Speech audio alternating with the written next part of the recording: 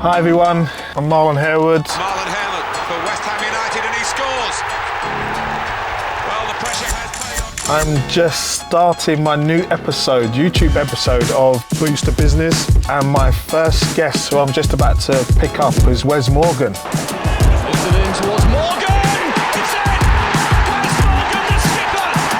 It's his first league goal of the campaign. And have a chat about life and what's he up to, what's he invested in.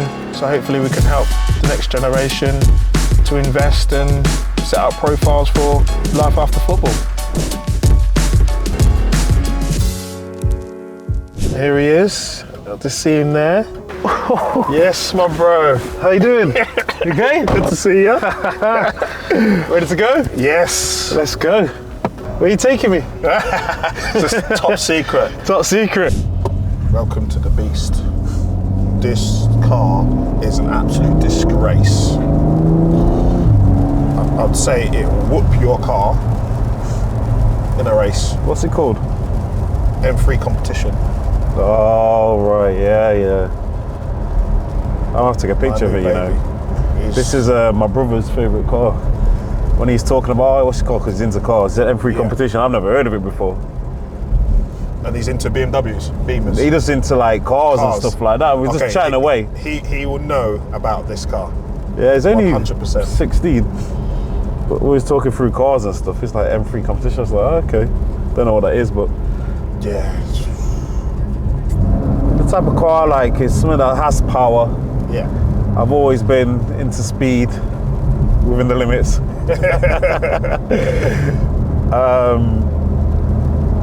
So, you know, your playing days, probably get the fastest thing, the most flashiest thing out there they can afford. My favourite car was the Aston I used to have. Aston Martin Rapide S. Yeah. You know, it ticked all the boxes for me, and it was a lovely ride.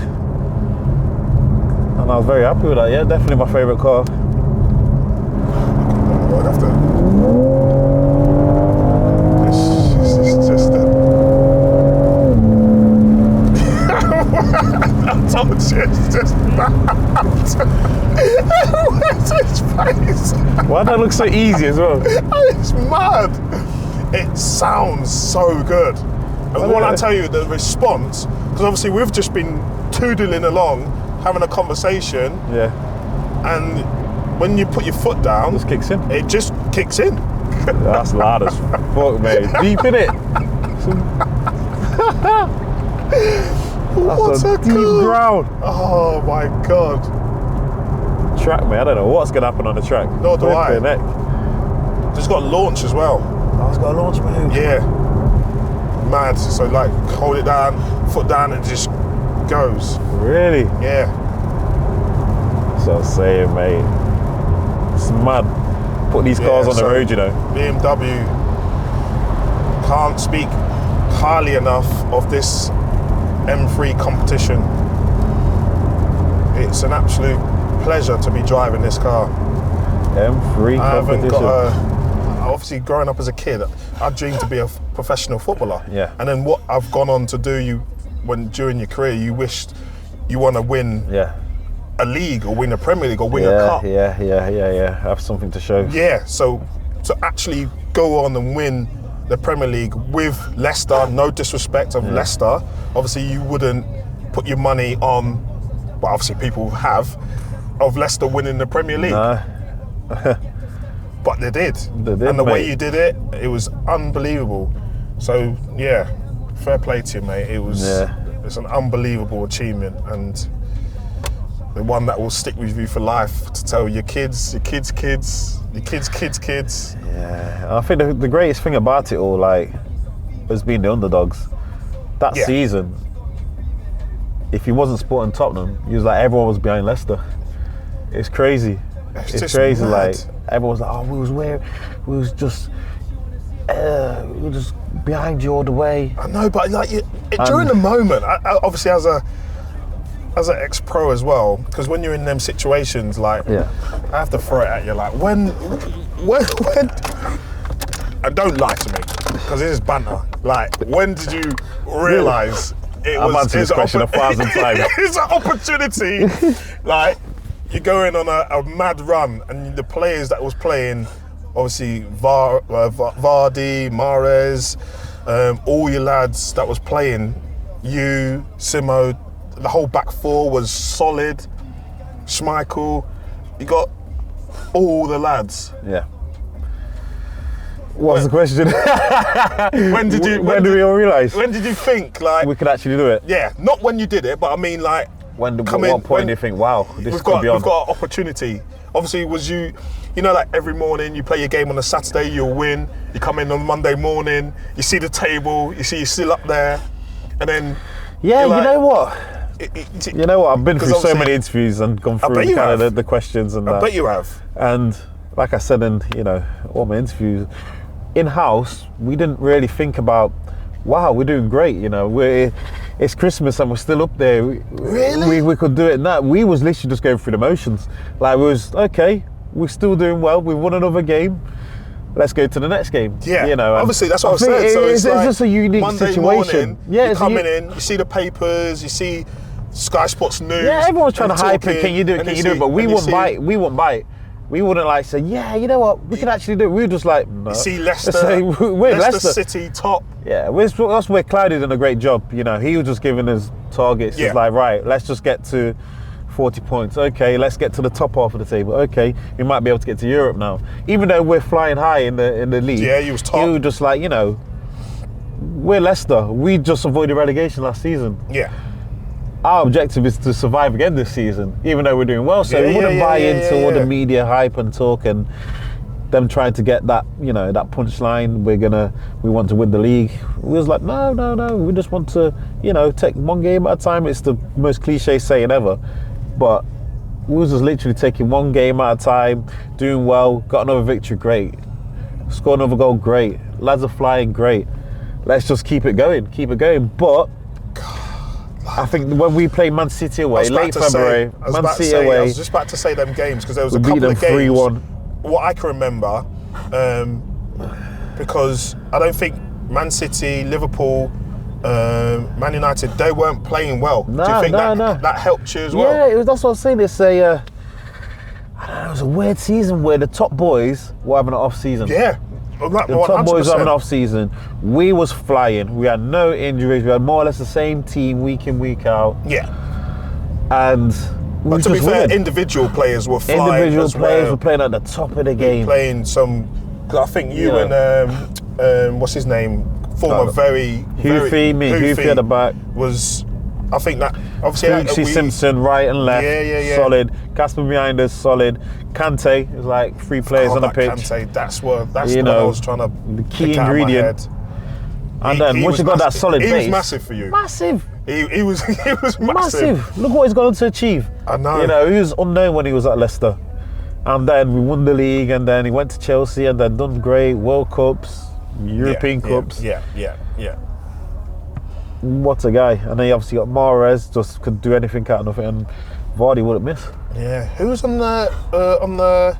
Was it Mark O'Brien? Yeah. Mark supplying balls in. Jesus. Drinkwater, Okazaki, just doing all sorts of hard graft.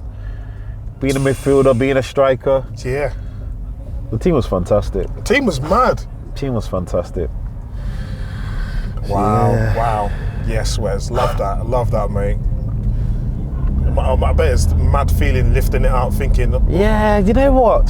Sometimes I think, did I live in the moment enough? Or was it just kind of like, I don't know. We celebrated very, very well after the season. It was like a 3-4 week job. Yeah. Going to Thailand and then obviously doing all at home as well, doing all the awards and all that. Yeah, I don't know if sometimes you think, if I went back to that moment, you relive it and just savor the moment a lot more. But football moves quickly, You have the off season and you're back at it, and then it's kind of like back to work. I'm actually like buzzing now, thinking about it and talking to you about it. I ain't even lift it or do anything. Yeah. So I'll do anything. I'm just living in the moment of thinking like wow, good on you, bro. but to actually win the Premier League and then go to win the FA Cup as well, then to play in the Champions League. Oh my God. Europa League as well. Yeah, don't. I had opportunity, but mine fell to Stephen G. So. Oh yeah. But obviously, like you say, living them moments. I was in one of them moments. Yeah. And I almost did it. Yeah. But yeah, I forgot about you lifting the cup as well. Yeah, FA Cup. Didn't feature much in the season, but got on the final. But still, yeah. Bloody hell, Wes. So yeah, kind of like, all my glories. That was the final game in football. Was the FA Cup final. Yeah. They play a game. Oh, so what? Is that what you finished? Is that through injuries? That's my last game. Well, it was towards the end of the season anyway, and I think maybe 2 more games left after that, maybe 1 more. Yeah.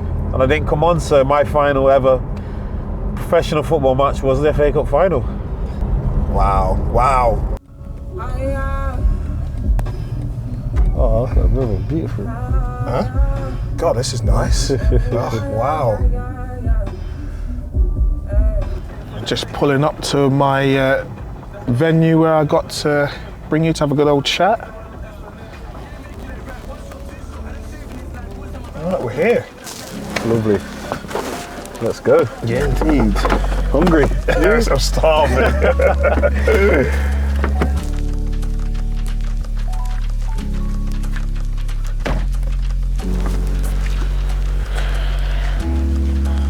Yes, my bro.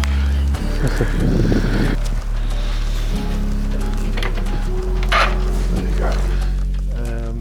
Obviously, my aim is trying to help lads, previous and ex-players, to try and help them invest and life after football, which I think is a massive thing nowadays. Obviously, with my car company that I've had for a long time, I speak to a lot of lads struggling outside of the game, which is understandable because we know what it's like when you're in that bubble.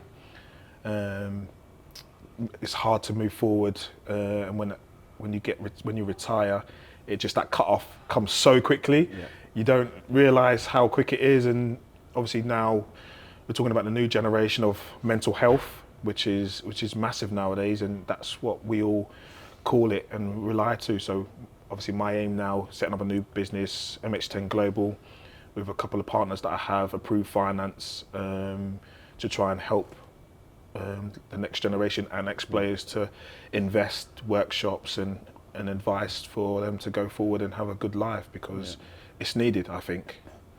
Yeah, all the topics you bring up there also relevant. Like you said, I think when you're a player, things are going well. Yeah. Last thing you're thinking about is retirement and life after football. And before you know it, you're at the end of your career, and then you start to think, oh, what am I going to do next? And it can be too late. I always speak to a lot of young players. I'm like, right, what's your interest? Do a course in it. Make sure you spend your money wisely, because you never know. One bad tackle, you could be injured. You never know if you're going to recover right. So there's that side of things, making sure while you're playing, you're doing the right things with your money. I'm not an advisor or anything, but there's some of the young lads that are earning good money. Always just try and tell them a few golden nuggets, so to speak. And when you retire, all of a sudden, the life that you've had for the last 15, 20 years is gone. We spoke about it a little bit earlier. You're in this bubble where everything is taken care of for you. You don't have to think about anything. I need the dentist. I need the doctor. What time do I need to be? Where I need to be? Where do I need to be? Everything's provided and taken care of for you, and then you're on your own all of a sudden, and it can be a shock to the system. And a lot of players do struggle. I spoke to a good few players, and that transition is very difficult and not easy to deal with. And I do work with the PFA. I've done work with the Premier League, and there is some type of support, but I don't think players are aware of the type of support, and sometimes it takes more than, okay, we can offer you this, we can do that. Sometimes a proper sit down with the individual to have a conversation, discuss what do you want to do, what you're interested in, because leaving football, you know, all your friends are gone, football friends, or your kind of the money's not there again, you're supposed to, and everyone has their own financial situation that they have to deal with, and it can be very daunting. Yeah, so literally, thank you for that. I said it in a few words, because that's my aim with this podcast that I'm doing. Obviously, getting the caliber like yourself and what you've achieved in your career for my first one, which is amazing. Thank you. And it's just trying to help the lads to that. Once you're in that bubble, there is life to try and entertain yourself and get into situations where you feel uncomfortable, because we're in that bubble, we're comfortable, and I think the lads are scared to put themselves out there, but once they do, I think they will enjoy it, because obviously having my car company, which I've sort of wanted to go into, not knowing that it would benefit me after football, which is a massive stepping stone to where I am today, which I appreciate the people around me that's put me in this situation, which is massive. I've just got a few questions for you, Wes, if you don't mind, to see what your thoughts are in your career as well. What are the worst things that you've spent your money on? Thinking, obviously, back in the day. The worst things I spent my money on? That you obviously now you're quite senior, very well thought of. I know. Looking back now, what's your? I've always thought of myself as being pretty sensible. Yeah. You know, if you know my footballing story, I probably didn't give myself much of a chance actually making it as a professional. Okay. You know, I was at Notts County in the youth team and got released, so I went to college and played semi-pro football. So at 15, 16 when... Didn't even know that. Yeah, so at 15, 16 when lads are going into youth teams and taking that next step on the journey to becoming professional football, my chance seemed to have gone. You know, so I was going to college, playing for men's team on a Sunday, playing semi-pro on a Saturday, men's football at 15, 16. Oh, wow. Not sure what direction my journey would be going in. Luckily, you know, I got a second chance with my college coach having connections at Nottingham Forest and then getting me a trial at Nottingham Forest.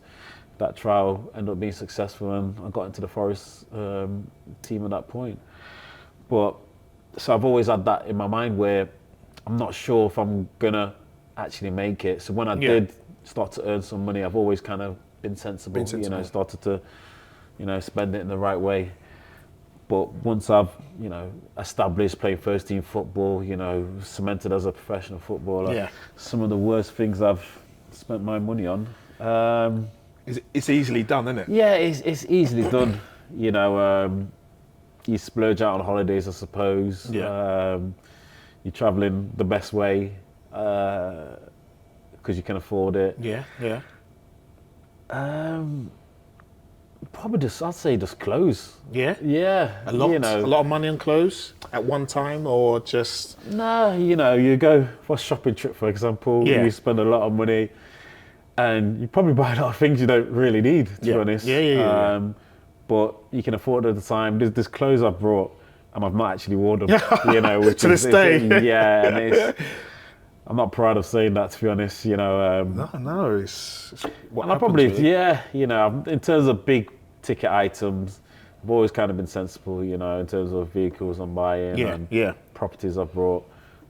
So I'll put the answer to clothes. Yeah. You know, would that be your worst investment as well? Would you see clothes as an investment? Well, or? I wouldn't say it was an investment. It's the worst thing you spent your money on, and like worst investment. Well, in terms of investment, I did have a tattoo business at one point. Okay. What made you get that? Maybe ask. I've got loads of tattoos. Yeah. You know, if you ever see me in my boxes, you'll see. Yeah, tattoos. But I've always had an interest in tattoos, and a player I used to play with at Nottingham Forest. Yeah. He's left Forest. He wasn't professional. Got into the tattoo game, and lots of businesses in Liverpool. Okay. So you know, we spoke and suggested starting something in Leicester, which was, you know, an idea, and I invested into that. And you know, at first it was really good. Yeah. You know, with my kind of image and brand, you know, it's easily promoted. Had a couple sites eventually. The trouble was the artists, so they're self-employed. Okay. They'll come. Obviously, we'll vet them, make sure they're delivering quality work, and with obviously my backing, before you know it, they've got lots of clients, lots of people on their books. I can see where this is going. Before you know it, they think, why am I giving a cut to the owners? I could be getting 100% of the cut, So doing it themselves. Yeah, eventually they would go and do it themselves, have their own business, and after 2 or 3 times of that happening, you struggle to find a quality artist, and things don't go smoothly as Close was. That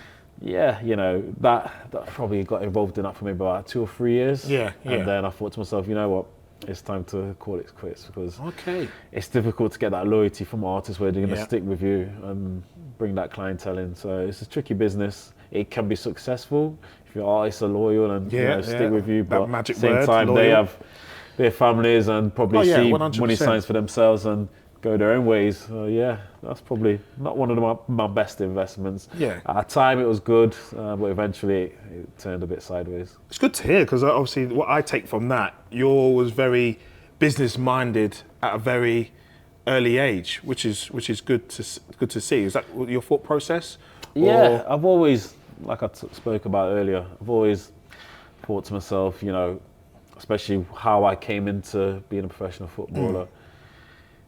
It's not a given. It might not be long term, so use your money you have now to invest. So straight away I was investing in properties from when I started earning money, to put my money into that side of things, which is super beneficial at this time now, because I've got my own property portfolio. So I've always kind of had that business acumen in my head, I would say. Obviously some things work, some things don't work, sometimes you can't guarantee it's all going to work, but having the right advice and hopefully making the right choices would steer you in the right direction more than not. No, good, mate. Very good. Good answer. Love this, Wes. Jesus, to be fair, I would never thought this. Obviously, I'm glad because I've known you for many, many years, so it's just nice to actually sit down, because we never really get to sit down and have a conversation. It's like, hi, how are you as a family, and you just go on with your business, because we always do a lot of gigs, charity gigs, so it's always nice. But obviously, getting to hear your story properly is quite nice. Obviously, you touch on a few things with your properties. So, what's your best money spent in? What's the best thing you spent your money on? Both investments wise as well. More or less answered the question already. Definitely properties. A portfolio that I've had, like I said, from when I've started as a professional in 2002. Always had an eye on the property and invested into that area of things, because advice at the time, whatever happens, if you've got a property over time, even if you're paying it off a little bit, the equity still builds in it.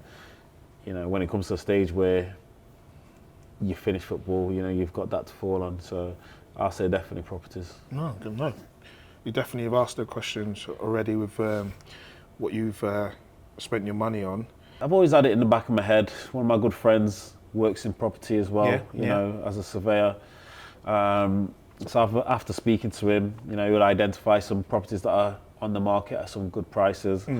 So they're the type of properties, I'll invest in, obviously buy-to-let mortgages, and then eventually over the years, pay them off and have that without the mortgage. So those type of properties, HMO properties, which is good investment, difficult in where I'm from, Nottingham now, to get a license.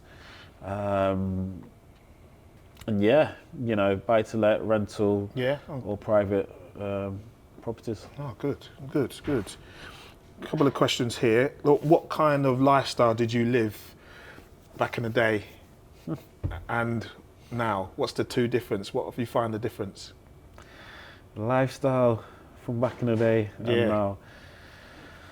Being a player. I think you always kind of just live to your means, so as a player. I find that's a problem. Well, to go from probably one level to another level, it's difficult to adjust, I suppose. as a player, you know, at a high level, you can kind of like, anytime you want to go on holiday, anytime you want to buy anything, do anything, it's easily done, you know, I suppose. So, you know, I enjoyed my holidays. I enjoyed my cars. You know, spending on clothes and trainers and things like that, you know, those type of, in terms of, lifestyle, you know, that would be it in a nutshell, if you know what I mean. So how are you feeling now? Like, and now, obviously you've not got that monthly income from football, you know, so it's impossible to do that, you know, so living within your means, first of all. Foremost. 100%. Have to plan your holidays probably a bit in advance now, you know. Spending, it's just obviously completely different. Like I said, you know, living how to what you can afford. It's pretty different, but you know, I've got properties behind me. You know, I get good income. There's lots of other things I'm involved in as well. You know, so I'm more than comfortable. But at the same time, you know, it's a big difference from kind of coming and going as you please, doing what you more or less want to do because you can afford it, to now thinking about it a little bit differently. No, thank you for that. It's just like now, what sort of advice would you give players now into in the state that they're in now and life after football? Hence, obviously, our conversation in the car, what I'm trying to achieve. Hence, because you're a very good example of the profiles that I would love to try and do for lads. What advice would you give to the next generation and lads that's in the game now to go on to have a successful career outside of football? Because obviously it ends sort of quickly. And me personally, in my opinion, your life starts when you get to sort of 30, 35. That's when your life begins, when you with your family, whatever you've done through your career.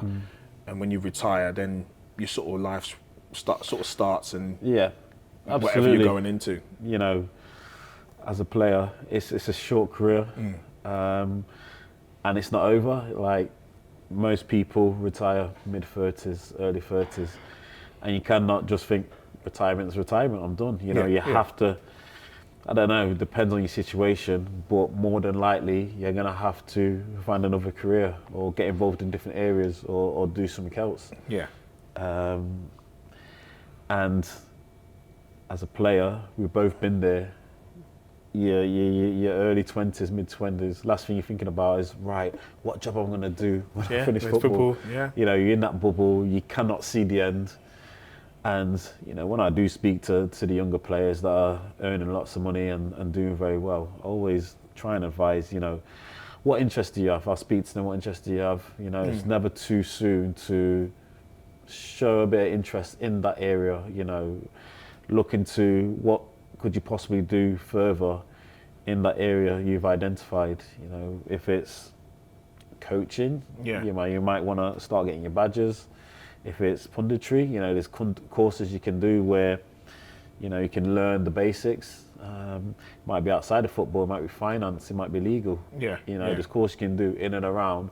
There's a lot of tailored things for players that haven't got much time that they can put their time into. And I know it's difficult because you play, you train, you just want to go home and have a nap and rest and recover, and then get to the next day's training, you know.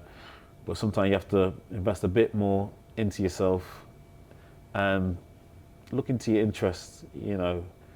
Maybe speak to people about what could you invest, even if you don't want to physically do something. You know, where could I put my money, you know, instead of just leaving it there in the bank. You know, where could I put my money that's going to serve me best long-term post-career? You know, so getting that advice from whoever it might be is important, and that's why I try and tell players myself, you know, what interest do you have? You know, maybe you want to do something post-football, you know, why don't you try this? There's courses with the PFA. Or put your money into property, put your money into something that, you know, is a solid, sound investment where there's not much risk, you know, for now, and then see how that goes. And then when you probably start thinking a bit more seriously about post-football, in your late 20s, early 30s, you've got a base there already. Yeah, no.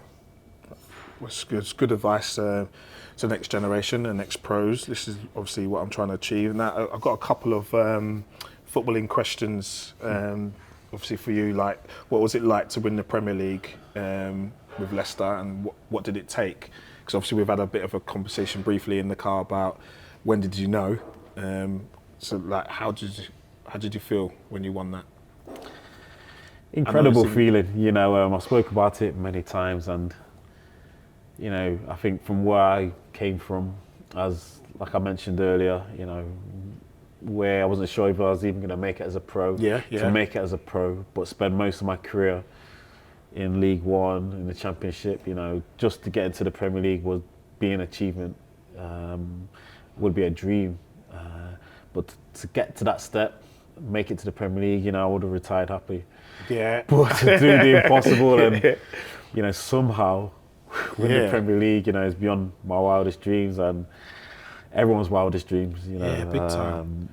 Best feeling ever, something that I never in a million years thought could be achievable, but we did it. And, you know, thankful for my teammates, family, everyone that supported me throughout. But, you know, achieve a dream that I didn't think it was possible. It's an incredible feeling. Yeah, we had the conversation in the car, like, but I couldn't still now understand, like, how do you not know when you got to a point in the league and you thought to yourself, we're going to win this? How does that feel? Like, yeah, because obviously being a player myself, like thinking to being in that situation, it's like obviously I got to, not obviously, but I got to a final and being close to winning it. But actually going top of the table in the Premier League, and you're like, what point did you think, actually, we're going to go and win this? Yeah. Like, we've got a great chance. I think a lot of people from the outside watching us, definitely probably tried to get that answer out of us throughout the whole season. You know, we're flying high, we're up there, you know, we're in May, June, July, August. We're going through the months, doing very well, and in-house, you know, we remain calm. You know, I don't think how can you remain calm? I think it comes to a point where everyone probably thought, "Wow, we could do something special." Here. But for a long, long time, it didn't occur to us. You know, we was thinking, "Wow, we're doing great." At some point, the wheels are going to fall off, maybe. You know, but we've just got to keep going. You know, we're doing great. We're winning every game. We're still at the top. You know, let's just enjoy the ride. Let's just enjoy the ride. Because Monday morning must have been... Yeah, well, that pressure wasn't really on us because I don't think people really talk us seriously. Yeah, the media wants to get that punchline. Yeah, we're going to do it. Yeah. They never got that, you know. Manager was great in terms of just saying, nah, obviously we're top of the league, but we just want to get to the magic 40 points and survive, you know, for another season. Days, then he'd be like, okay, let's get to maybe we can get to the top half of the table, finish in the top half. Then it's like, okay, maybe we can finish in Europe, you know. So we had these short-term targets, even though we was at the top, and it kind of deflected the pressure a little bit away from us. But for me, you know, playing Man City away, we beat them 3-1 late February, I think it was. That was a wake-up call for them. And that was like, hold on, this is Man City, we've just dealt with them like that. We could be actually doing something special here. Ironically, we go to lose the next game against Arsenal. Yeah. But then after that, we did lose a game after that. So for me, Man City and the Etihad. Didn't lose a game after that. Go on a nice run. There you go. For me, Man City, Etihad away 3-1, beating them, you know, pretty comfortably. So I'm sure you've had these conversations before. Many times. And it's just like, has it actually sunk in yet? Because like, as a player, like we don't really think about it until people bring it up. Yeah. Sometimes it does feel surreal, if I'm being honest. Yeah.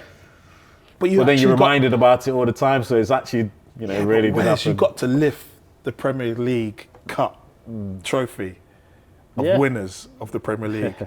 It doesn't get any bigger than that. No, I don't. As a player, like you dream as a kid to do that, and you actually did that. Like, massive, like I said, you know, props. It does feel surreal. You know, sometimes think, did I actually do that? You know, that's what I'm saying. Like you said, like I can't believe it's been 7 years. God, it's been 7 years since that happened, but it feels like it was yesterday. You know, but yeah, try to live in the moment as much as possible. Enjoy that time, because football moves quick, and before you know it, time moves on into the next season. But to be reminded all the time about that moment, throughout the season, get your hands on the trophy, can never get tired of talking about that. Mate, that's so good. I can't even explain. Yeah. Obviously, talking about you gives me goosebumps myself, thinking about it, being in that situation. I can't imagine how you feel, because obviously scoring a goal for me is that adrenaline that comes through. But to do what you did is massive, mate. Unbelievable. Just a couple of questions that I had, which you covered actually. Have you got any plans currently or approach in the future since being retired? But yeah, so what I sort of end of that really. Since you've been retired, what have you been up to? What you've been doing? So obviously we touched on a little bit in the car. So it's just I've kind of spoke about throughout this interview. You know, I think definitely towards my end of my career and being a captain, I've always had an interest in kind of the senior management level of football. Getting into those areas, technical director, sporting director, those type of areas where you oversee the football side of the club. But even like the boardroom business side, executive level, all those areas I've had an interest in. And I think that comes from kind of being the bridge between the players and the management as captain, where the management, the coaches, the manager will come to me, speak to me about player issues, and players will come to me speaking about their issues to go to the manager and stuff like that. So I think I've always had that in me to kind of like, I want to try and manage people. I want to be in a position where key decisions are made and tough choices, but ultimately try and make a club successful. So since I've retired, I did a master's degree in sporting directorship, which is complete now. Excellent. Got myself in lots of areas, Premier League committees, PFA Players Board, and then obviously little bits of media in between that. So yeah, a mixture of all those things of what I've been spending my time doing, which I've really enjoyed and been interested in. Good. So you found the transition quite easy, or? Yeah, because I felt like I prepared myself. So before I retired, I was doing courses and stuff like that. I was starting to upskill myself in different areas. So, I'm ready for when that day comes. So the transition was pretty smooth because I was already started it. Yeah. So yeah, I know the same don't go for, most players. I don't think, I think a lot of players. They approach kind of post-retirement stuff probably when they retire. And it takes a while to step into something and get your mind adjusted, and the realization of not having football on that day to day and to organize yourself, it takes a while to get that adjustment into you. But I felt like I prepared myself for that just before I finished. So after, when I did finish, I was in a good position just to fall into it straight away seamlessly. Oh wow. Can't ask for a better first debut of an interview. Wes Morgan, you little legend. Obviously this young lad that I see coming through the Forest ranks, trying to help out along the way, going on to be a captain, an ambassador, an absolute legend in the game. Thank you very much for joining me. It's been absolutely fantastic, great day. Hopefully I can do a lot more of these. Hopefully I get a lot of views and a lot of people come and click and like and want to see more. Hopefully this is my first one, so I'm going to go on to do more, hopefully, and help the next generation of players, ambassadors, high net worth people, anyone really, just to try and help the next generation in the life, really, because when you're a sports person, it's you're in that bubble, and when you retire, I just want to make sure that there's things in place for them to go on to do. I'd like to thank Approved Finance, BMW, Azad Mard, obviously these sponsors. Thank you for making this possible for me today, and yeah, just hopefully go on to the next one. Thank you very much, Wes. Glad to be on here. Thanks for coming. No problem. And I'll see you soon. Cheers.